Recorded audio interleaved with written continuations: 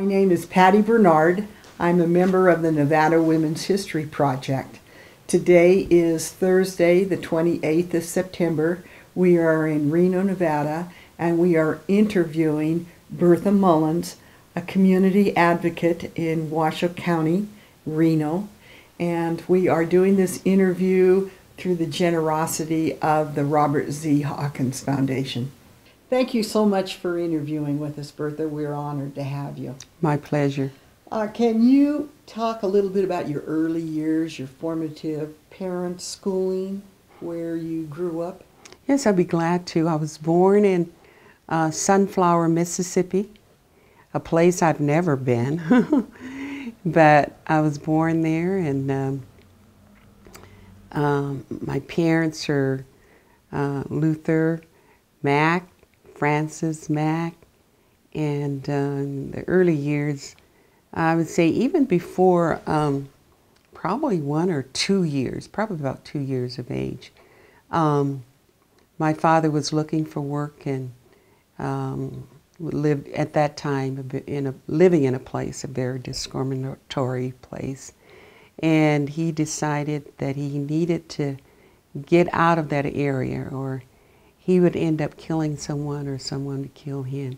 So he moved to St. Louis. He had an uncle in St. Louis, Nevada. And I am in Missouri. I'm sorry about that. And from the way he says, because of his family and wanting to do the very best that he could for them, so he moved to St. Louis. And so I went to school for a while there in St. Louis, but my father soon found a job in Hawthorne, Nevada. And that was during World War II. And they were looking for people to work in the ammunition.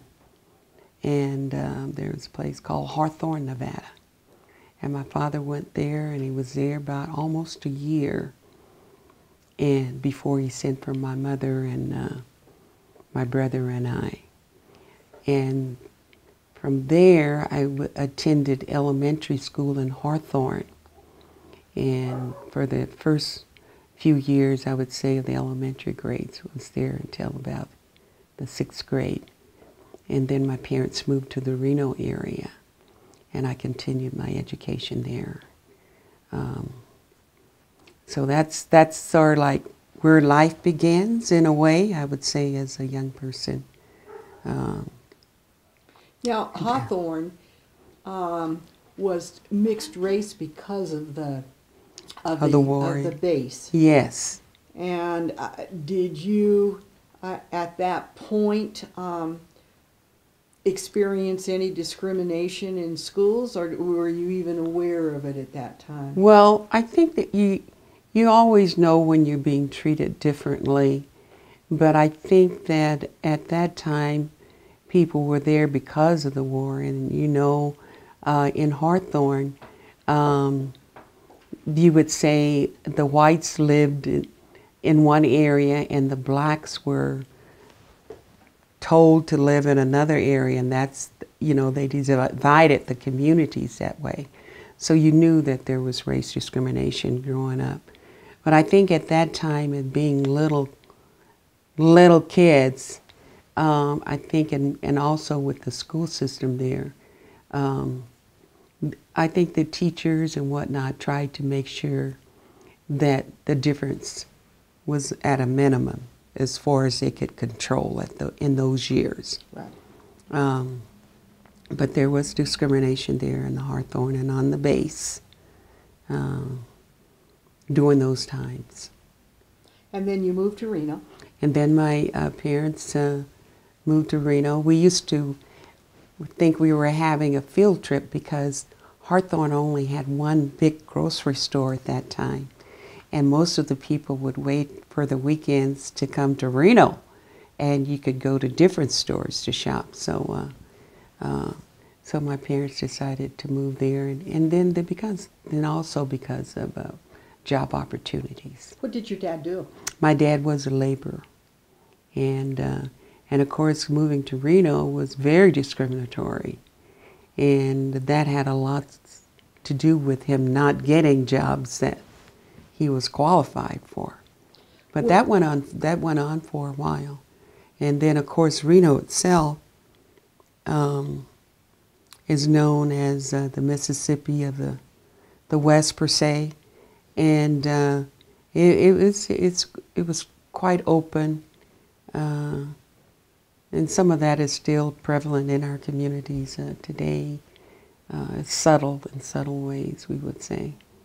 But where did you live when you first moved to Reno? And when I first moved to Reno, my parents lived, there was a boarding house, I'll never forget it. And it was on Sierra Street, and was called the Finleys. I don't know if you ever remember that, the Finleys boarding house. And it was a place where, you know, people worked and they shared kitchen. And that was the first place my parents was able to live there and with their 2 kids until they could do better. And then you went to junior high Then I went to junior high, and my parents lived in Sparks. And I never will forget, he made such an impact on my life. We called him Mr. Anderson. And he worked for the school district at that time. And we were living in Sparks. And then later on, my dad had a house there in Reno. And it was just like toward at the end of the year. And they didn't want to take us out of Sparks, and from Reno to Sparks, so vice versa. And he was just so nice to my brother and I. And he just would just, in fact, we couldn't believe he was a white man being so nice. We just hadn't received that type of hospitality or whatnot. But he wanted to know how we were doing. And at that time, there were no bus services, so we walked.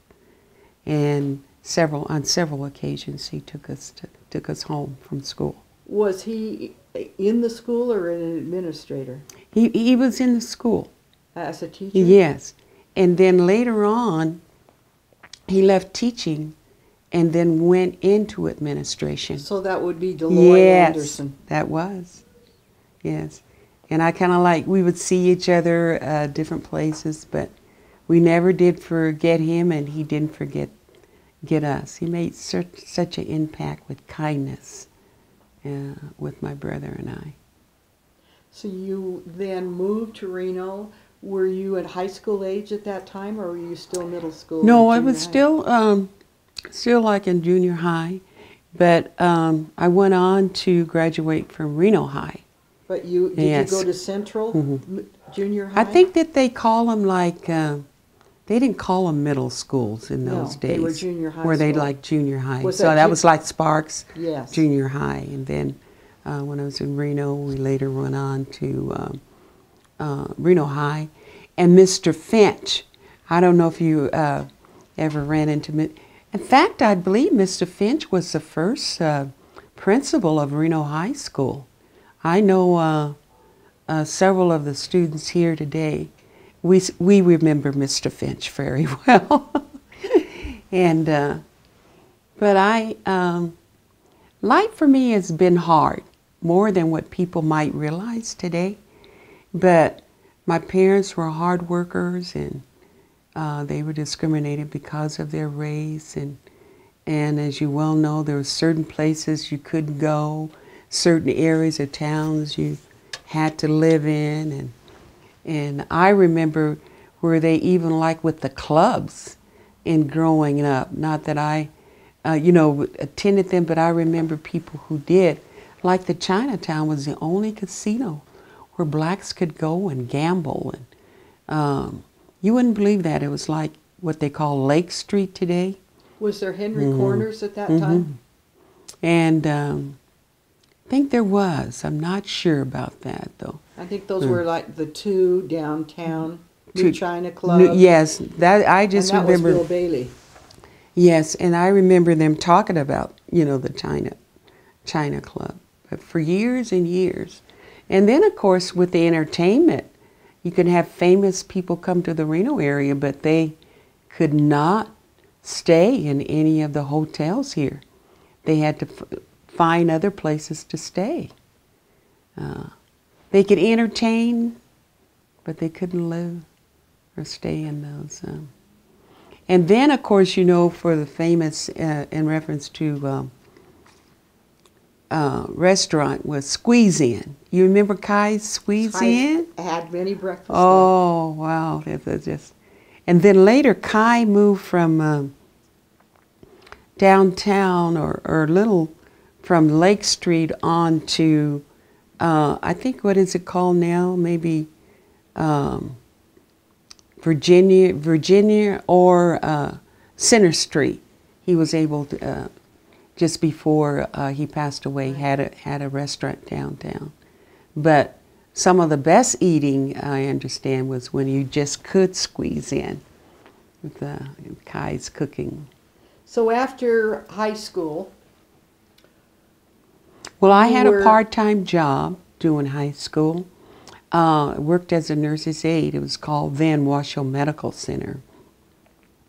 And then later on, I didn't go to the university right away after high school because of money. But shortly after that, I was able to get a scholarship and start taking classes at the University of Nevada. And then there was a break there in schooling because then I got married, and then I began to have children, and so I was off. And so I continued just to take classes, maybe one or two at a time until I received it. What period would this be? This probably be in the early 60s or mid 60s, around there, in reference to classes. And I was in a class, and I never will forget it. When I was going to school, I was young myself, where I had an instructor in the class told me she had never seen a black person. And this was the total class. And I was the only black in the class. And she said because where she came from, the blacks lived on one side of town and the whites lived on another side of town. And there was a railroad track.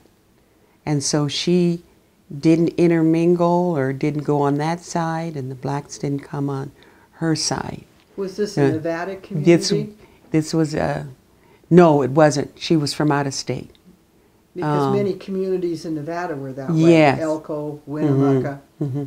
But she was from out of state. But she was just taken by me being in a class and not ever seeing a black person before. So I think it was an educational for her, but it certainly was an embarrassment for me to be in an all-white class, and then the instructor being white. And I think maybe she wanted to reach out, but she didn't know how. And then, of course, race wasn't a main topic in the household, and if it was not in a positive sense. But you actually went to all your classes in Reno had to have been all white. Yes.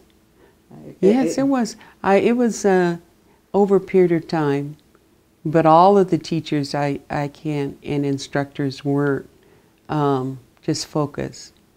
There was kindness shown, but there was also hesitance because of the race issue.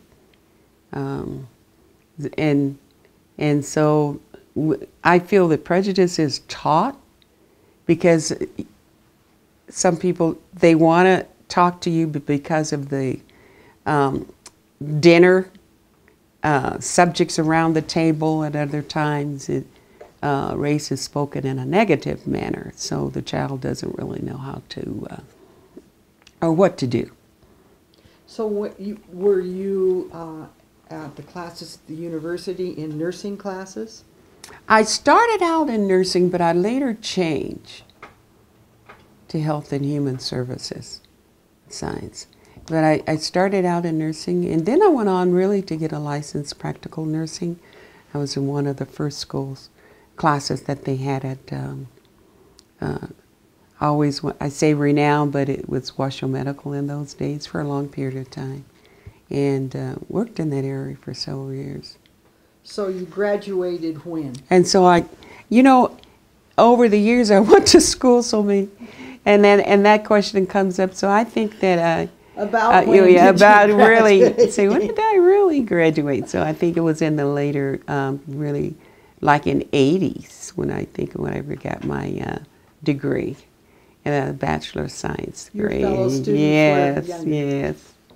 Earlier I mentioned about having children. I am the mother of 3, and I thought about this is a picture of my son. He's my firstborn. His name is Nathan. Very handsome. And of course he's a little bit older now. Right. And he was my firstborn, and then I have 2 girls, and this is my first daughter, and her name is Carmela. And it just so happened I had their high school pictures of that time. They wouldn't like me showing those pictures in these days, but they're wonderful. Carmela is not excited about the hair. But she's beautiful. Yeah, thank you. And this is my youngest child. This is my 3rd girl, and this is Roberta. And we always tease her. She's the youngest of the 3 children. And Nathan and Carmela are married, and Roberta's waiting on her love to come. But we're excellent children. And then while we're speaking about children, I am the grandmother of 5, and then I'm the great-grandmother of 2, and just beautiful children. And I wanted to just to mention 2. I have 2 brothers. It's something, my mother had 3 children, and I have 3, and my oldest girl have 3. This is my younger brother, who I lost in this year in June. His name was Ernest Mack, and died of a heart condition. And this is my older brother, and and out of the 3, there's 2 boys and 1 girl my mother had. And this is a picture of my brother, which you might know, or you probably do know, Luther Mack. He and I are very close and brought up in such a loving family, but in those days you used the word poor. Now we have other names for people that are at disadvantage or low income or whatever. But my parents raised us with so much love, and so we were poor, and there's things that we did not have, but we knew that they were working, doing the very best that they could, and they set excellent examples for us. And so people might have been said that we were poor, but there was so much love in our home that we really didn't dwell on what we did not have as children coming up. So I went on to go to school. I worked as a nurse's aide. I worked as an LPN, but all of my life, because of my parents who were so giving, they didn't have much to give, but you found them giving to somebody with whatever they have. If it was a cup of sugar, flour, someone needed, they were very giving people. And both of my parents also was in ministry. My mother, worked a lot in the church and worked with children and sang with it was part of their life. So in growing up, we saw nothing. That's what we knew. And it wasn't money involved, but it certainly was enriching. It enriched one's life. And they always taught us to love everybody, and because you never know who in life is going to help you. And one of the things they say, you never know who in life might be able to give you a transfusion. And it doesn't matter if you're green, purple, or whatever. If the blood is red, please give it to me if I need it. So those are principles and things that they actually taught. So I went on and worked and had my children. Later on, I worked for the Community Service Agency. Way back when it used to be called the Economic Opportunity Board. That's actually how they started. And those were the days like President Johnson started like the Head Start programs, lots of the programs to help the poor. And so I worked for the Community Service Agency and ran lots of their youth programs. I developed a senior citizens program. Was actually able to start the first neighborhood health clinic in the neighborhoods, because I noticed that the welfare mothers, used to call them ADC mothers, aid to dependent children. Most of them was sort of like in the northeast area at that time, and that's when we didn't have any bus transportation. So they had to walk. And at that time, the health clinic was located on Kerman and 2nd. It sits right there on the corner. I think it's where the coroner's office is now. But many of them had small children, and so we thought about if there was a clinic within their community, it would make it so much easier for them because of lack of transportation. So I was able to work towards that end and helping to get a health grant from the health, maybe starting like for, in the not from welfare, but also from the federal government. They were giving out grants at that time. So I was able to get a grant to help to get a health clinic was the intent. But it requires people from other communities, other agencies. And one of the departments that I reached out to, because there was a freeway coming through part of Northeast, and that was through the highway. And they had a stretch of land. There was a house on it, but they weren't using it at that time. And so I was encouraged maybe to talk to the director of a highway at that time and to see if they would consider maybe donating that land for $1 a year, since it was going towards such a humanitarian project. And I did, and he was so receptive. He, you know how you're afraid all they're going to say is no and whatnot. He was so receptive of the idea, and says that he didn't know about it, but he was going to look into it. Well, he looked into it, and he found out this was something that they could actually do, going through the loops within the federal government, that they actually could donate the land. And make a long story short, they end up donating the land, starting out for 99 years for $1 a year. A lease for $1 a year for 99 years. That's how it started out. So we started out with the little house right there on 8th and Sutro. And the general contractors, they remodeled it for us, gave the labor, and then our grant helped to buy some office equipment. Many of the doctors in the community was generous. We were able to get some examining tables and little things, and to help to make it become a clinic. And I think it's on record today, the opening of that clinic. Well, you would know it today because right on that corner with this 99-year lease is a community service agency. And it went from a health clinic to a Head Start facility.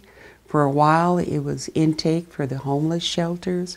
Also weatherization programs that they went on, and they have that building today. So it's really a plus for the community, and it started out wanting to help the mothers and their children within that area. And of course, you never know what's going to happen in life.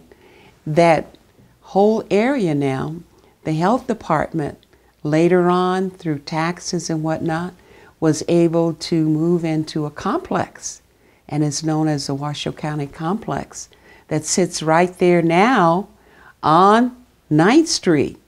All of those things are in that one little area, taxes and the clinic and several different clinics that they have in the health department.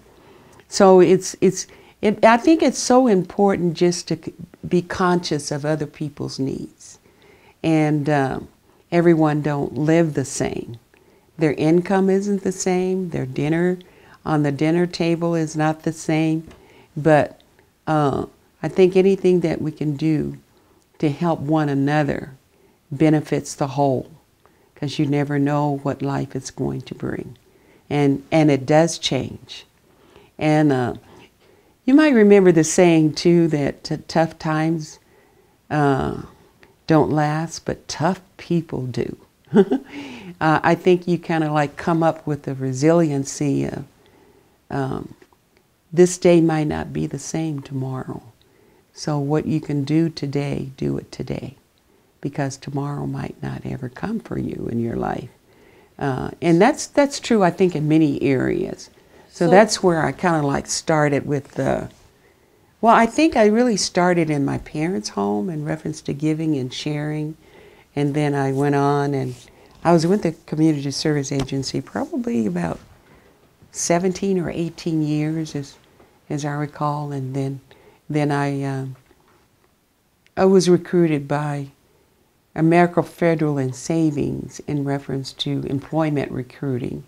I started there as part-time, and as I went on with life, and since I was working with grants, and you know how grants are, you can't depend on them, because sometimes they come and changes go, and money, we don't have it for this or that.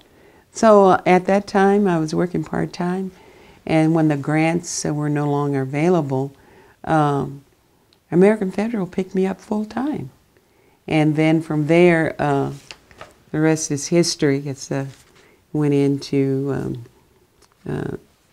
Norwest and Wells Fargo, and I've been with Wells Fargo, and to the present time, really.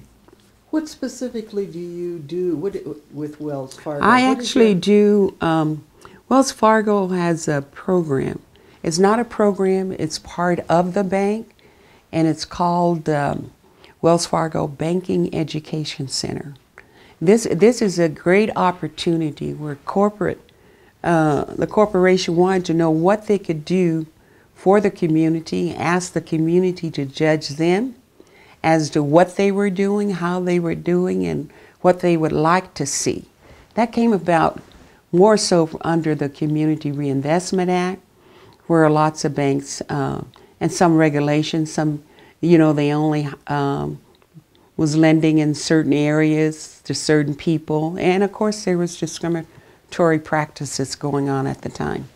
Well, at that time, American Federal really wanted to make a difference and wanted to know, so they asked me if I would do a survey in the community and do a needs assessment and to find out. So we met with different groups in the evenings, day or whatever, different groups, and they were quite honest in their feedback, and the information was given to the bank, and said that they would like to have a building in that area that dealt with basic banking information, because so many of them didn't know lots about banking, and whenever they went into the bank, it seems that the tellers were just too busy, you know, to work with them and to answer their questions or whatnot.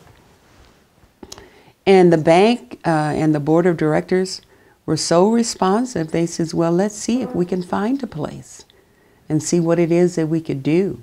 So they actually kept this dialogue with the community over a few years, and then came up a plan and what they could do and how to go about it. And I was asked to go to the community and find a place in that and see what it is that we can do. So that's how that came about. It was a grassroots effort, and I think it paid off for everyone very well. Banking literacy, is that, do people come in then and get help with banking? And what it started out being as an educational center where they could come in and whatever, and it's not just limited to low to moderate income, it's open to everyone. But the interest is to help the person start in banking if there's a specific problem that they have in banking and they need one-on-one help or they need individual attention. There is the person, usually that person is me. It's sort of like say, what is it you need and how can we help?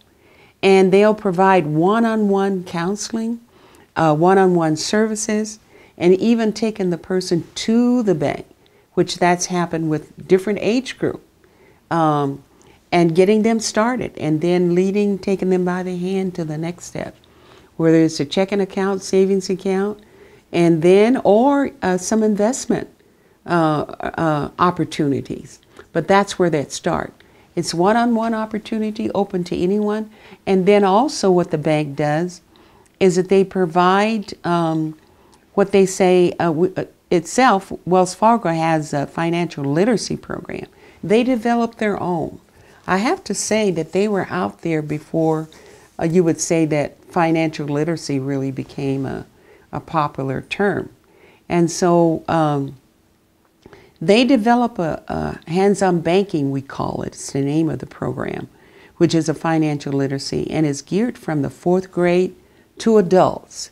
And you can get it online, go at your own speed, or you can ask one of the bankers starting with the Banking Education Center with whatever class, whatever your need is in that area.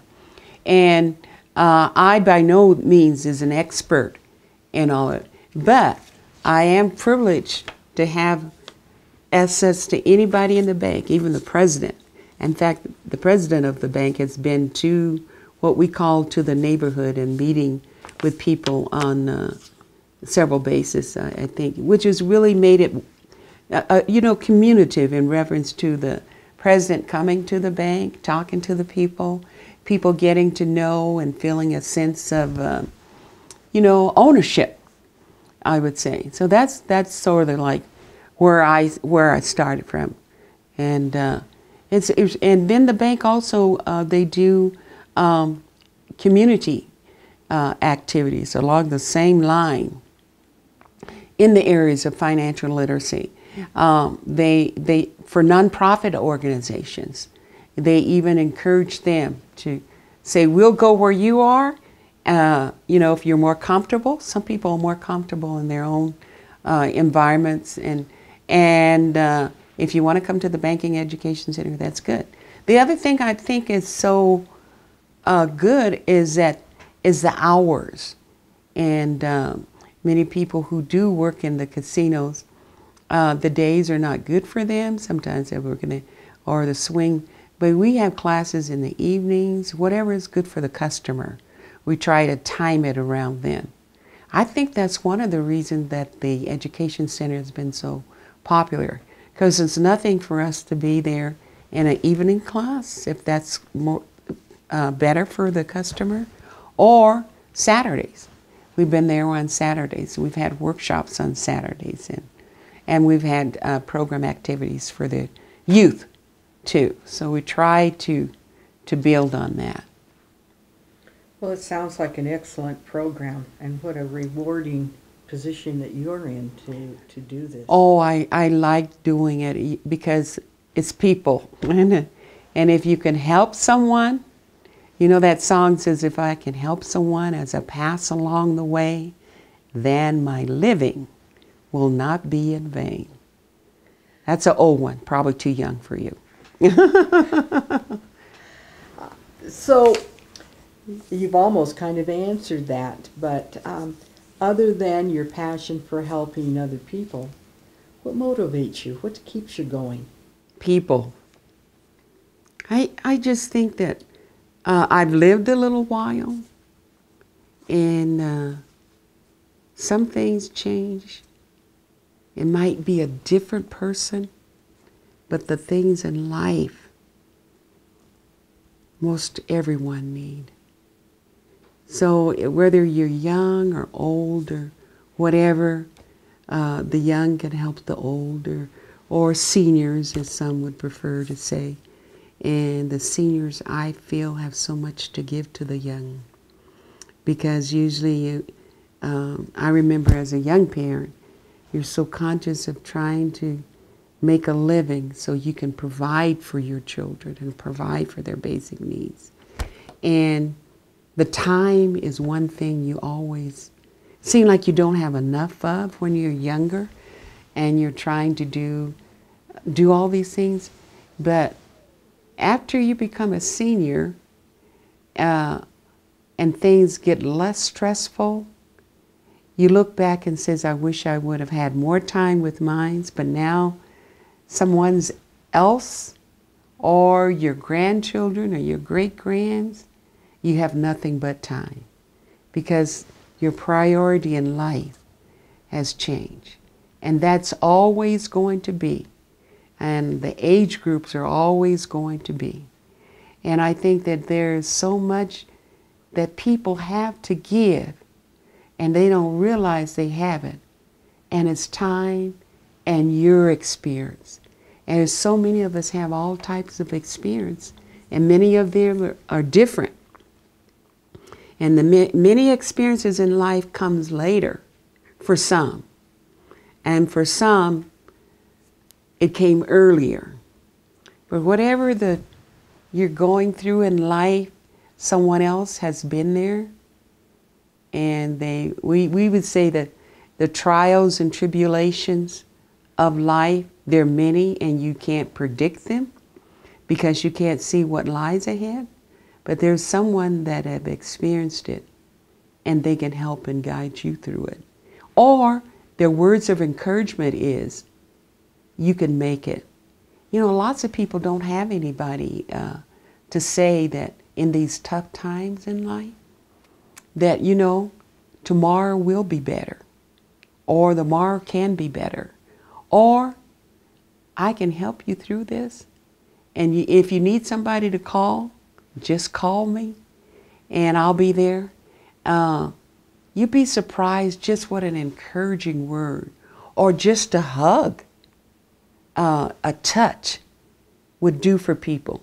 Sometimes you think people have everything, but when you talk to them, they would trade you money sometimes just for a warm hug or just a loving word or just to say you care. Just saying I care, that's something you can't buy or pay for, but it means so much because all of us want to be loved. And all of us, whatever our needs in life is, there's some basic needs that all of us can give if we would take the time to give. So you are an inspiration to many, but can you name some people that were an inspiration to you as you have passed through your maturity? I was thinking about that, and I really have been privileged to be among so many people of all walks of life. But I think about the person that I think really the most, and she had a hard life and a trying life and was discriminated against and in so many ways, is my mom. I just think of what hardships and my dad, what they had gone through, and living with it and still being able to smile, you know, and people have done bad things to you, denied you a job because of color of your skin, and or where it's just lots of these things that have happened to to people of color, I would say, that it was just so devastating, so heartbreaking. And just to go through that. The other thing I think about in reading of other people and women of color, I think of Rosa Parks and seeing the time I was going to school, Black history wasn't taught in school. So lots of the Black history I have learned is reading and researching myself. And then later on, and through I would think too, the readings and the life of Dr. Martin Luther King. He was a person who gave so much, gave his life at the age of 39. At the age of 39, what he had been through, jails and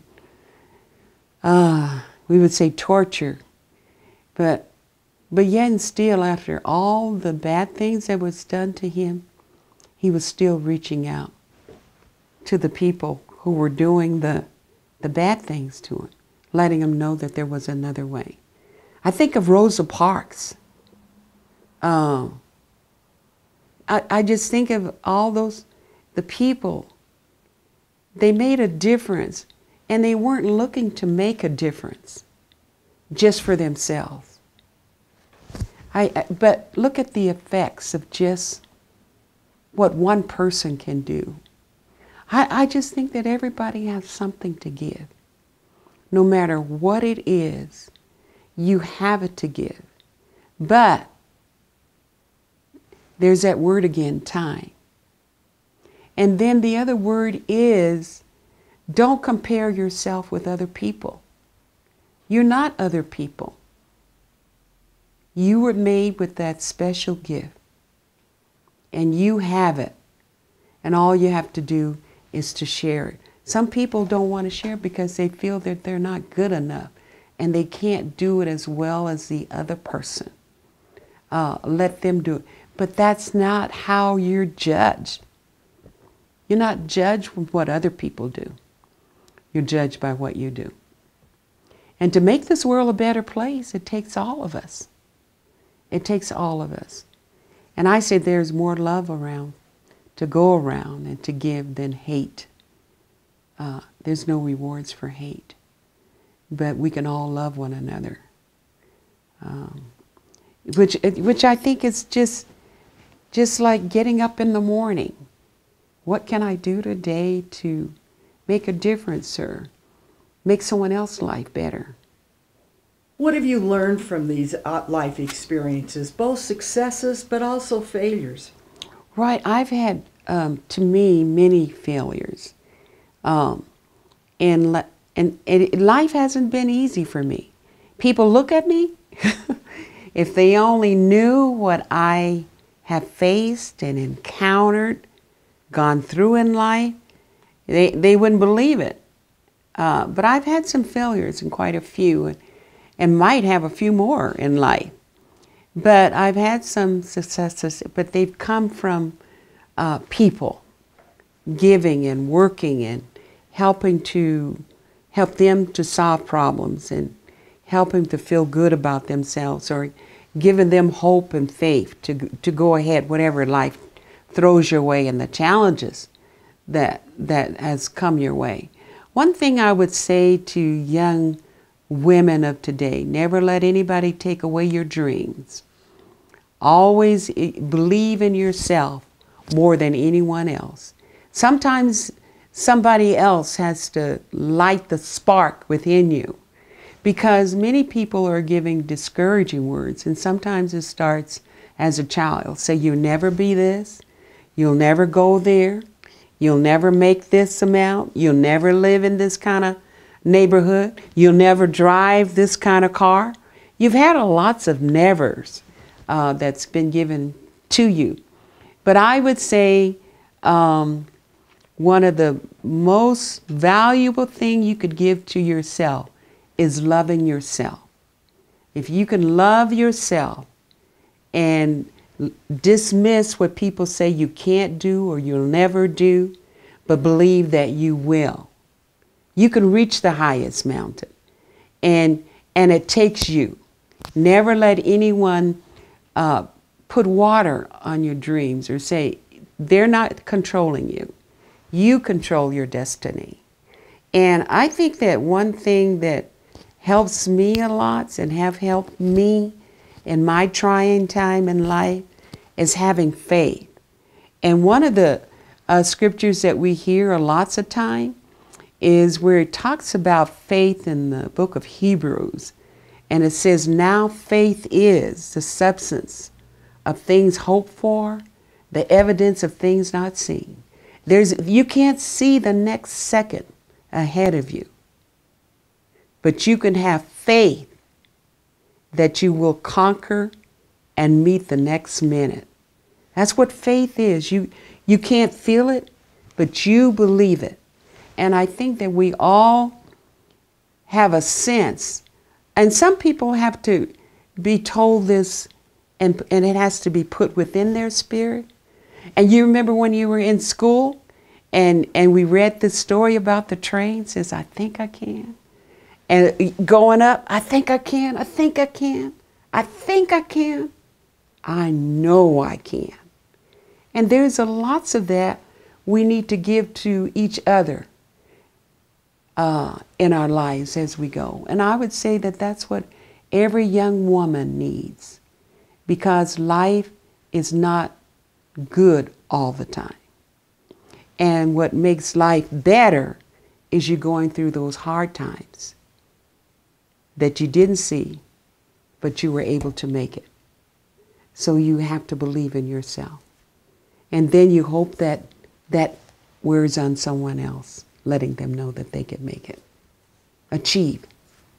I think those are wise words. Outside of your family, and you certainly are important in your family, how would you like to be remembered?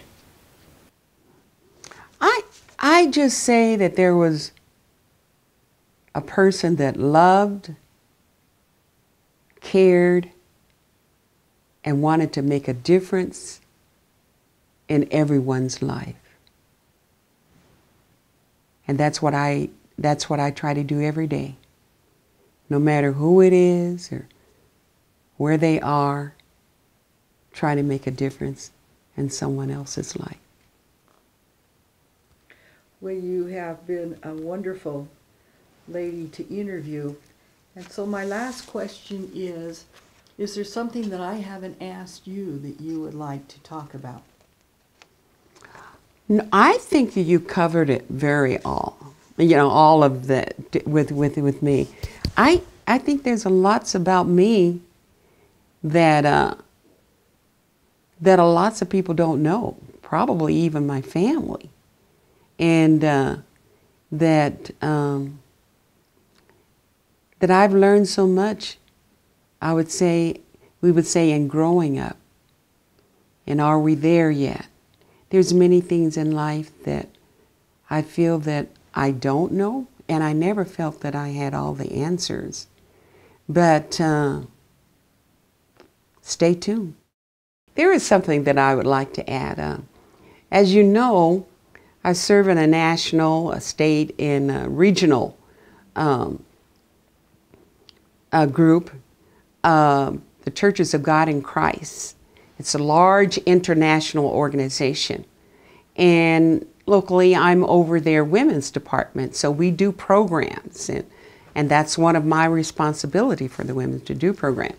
So a few years ago, I started a program, and it was called it's just special. Anybody could come, advertising, anybody. You didn't have to be in Reno or Nevada at all. You could come from anywhere. And so we put on this program, and usually say 100 women in white. And this is a service that is given once a year. And so all of the women are dressed in white, and this white is just the color of their dresses, and emphasizes this special program and the opportunity. All of the presenters are women that evening, from youngest to, I would say, the elders. And we put on programs, and it's just so inspiring, naturally so and spiritually, just an encouraging a body of women. And that's a program that I started within the Reno Sparks area. So when people, they always ask, when are we having another one of those programs? You know, sometimes it's just a stage in life where you need an uplift. Well, that program, Women in White, was really a motivational, emotional excitement. So it like gave you, you would say, strength and ammunition to go back out and face the world, take on whatever the world had to give. So that's one of the things that I wanted to say. This is sort of like a program that was actually put on in reference to my behalf, and it was put on by, I believe, the Northern Nevada Jurisdictional Women's Department. And I don't know exactly what special, it was an appreciation service, but I've had so many people call me about the 100 Women in White program. It certainly has been a blessing, I would say, to our community, immediate community. And so I think that's very encouraging to women, to have them to meet their goals and their challenges and pass on the torch. Well, I thank you very much for your afternoon with us. Oh, we are glad. Definitely honored. My pleasure, my pleasure.